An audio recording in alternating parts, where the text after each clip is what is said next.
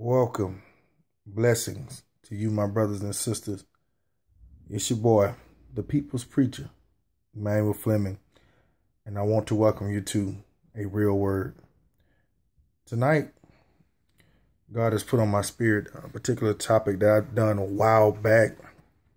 But you know, when God speaks to you, he speaks, you run and move. And I want to talk tonight in reference to olive press experience. Olive press experience.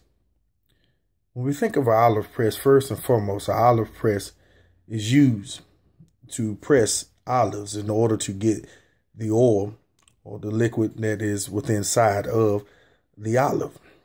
Now, normally the usage of olive oil is for those we know in certain regions of our world that use it to ward off different gnats and annoying bugs. You can utilize it obviously for cooking. We know it more so in a spiritual mindset or a religious aspect when we look at it for there's used normally for doing the anointing or ordaining. Now, when we look at the olive oil, we have to think of the symbolism of looking at some scriptures and stories have told us in the biblical arena in reference to thinking of King David, old David. Think of this, my brothers and sisters, as I'm trying to encourage you and myself at the same time. In life, we know that there's so much that we deal with, man. There's so much hell, so much trial, tribulations, issues. And we got to understand that God is looking for us to count life as an olive press experience. And therefore, when you look at it from the olive press experience, then you can see what goes through the olive press process. Now, I know you might be saying, bro, what do you mean by the olive press process or the olive press experience? I'm going to paint the picture for you. Here, we got to understand, think of David. When David and all his brothers, he wasn't the biggest, he wasn't the strongest, he wasn't the best looking, but he was the one that God had chosen to be the divine king.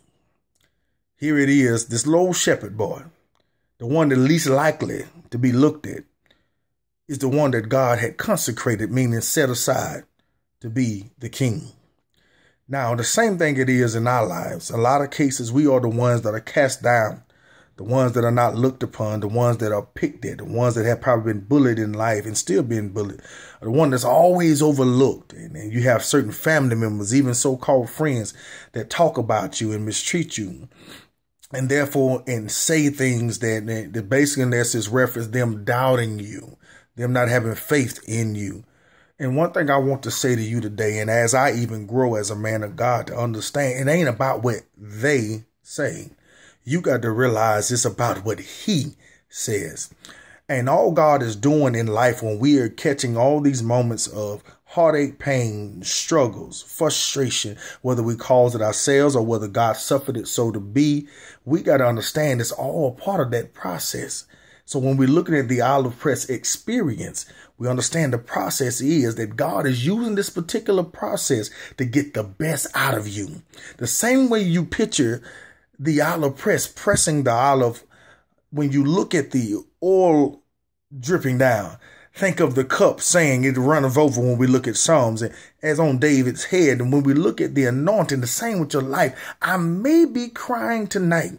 I may be frustrated tonight. I may feel like all hope is gone. But one understanding is when God has his hands on you, meaning the anointing on your life, God is going to take you through some things in order to get you to get a better understanding, grip on life, so you could be a blessing for other folk.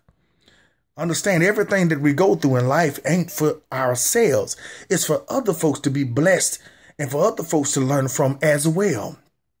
So please understand, you ought to be thankful. I ought to be thankful for the olive press process and the experience, because that's how God is going to get the best out of us. Think of it this way. If we're saying we're being anointed, it means God has his hands on it, but also God is elevating us in due season. Don't mess up and be the blessing blocker in your own life. Don't let other folk be your blessing blocker. Understand that God is trying to keep you in perfect peace, but keep you in a mindset of understanding that you are blessed in spite of whatever you deal with. I don't care what they say. I don't care what they do. I don't care what you experience, your financial trouble, your relationship issues, issues with your children, issues on your jobs, issues in your churches, issues in your community, issues with the law, whatever it may be, issues with your health. Thank you, Lord. Please understand, bruh and sis, keep your head up. You got to keep on pushing forward. Press forward, like Apostle Paul talked about, pressing towards a higher mark. God has something greater for you. You have to go through this olive press experience. Once the olive press experience, guess what? Now you're going to be truly elevated after you go through it. Remember, for every testimony, there is a test. So please understand, let's start rejoicing. Don't just rejoice when things are going well. We got to learn how to get stronger in our spiritual relationship and our connection with our Father to where we